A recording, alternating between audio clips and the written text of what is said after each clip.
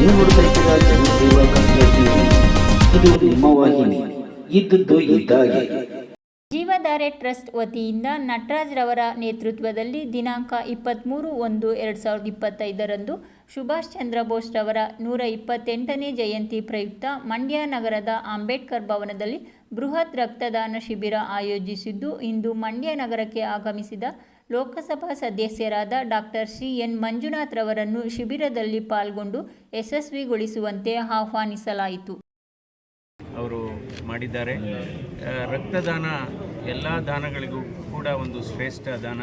ಯಾಕೆಂದರೆ ನಾವು ರೋಗಿಗಳಿಗೆ ಚಿಕಿತ್ಸೆ ಕೊಡ್ತಕ್ಕಂಥ ಸಂದರ್ಭದಲ್ಲಿ, ಅದರಲ್ಲೂ ಕೂಡ ಶಸ್ತ್ರಚಿಕಿತ್ಸೆ ಕೊಡ್ತಕ್ಕಂಥ ಸಂದರ್ಭದಲ್ಲಿ ಬಹಳ ರಕ್ತಹೀನತೆ ಇದ್ದಂಥ ರೋಗಿಗಳಿಗೆ ನಾವು ಅದನ್ನು ಕೊಡಲೇಬೇಕಾಗುತ್ತೆ.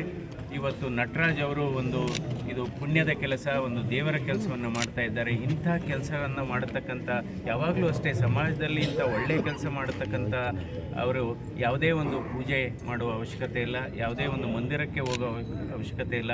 ಅವ್ರ ಮನೆಯಲ್ಲೇ ದೇವರು ಬಂದು ವಾಸ ಮಾಡ್ತಾರೆ ಅಂತ ನನ್ನ ಅಭಿಲಾಷೆ. ಹೀಗಾಗಿ ಇವತ್ತು ಈ ಶಿಬಿರಗಳಿಗೆ ಸಾರ್ವಜನಿಕರು ಹೆಚ್ಚು ಪ್ರೋತ್ಸಾಹ ಕೊಡಬೇಕು.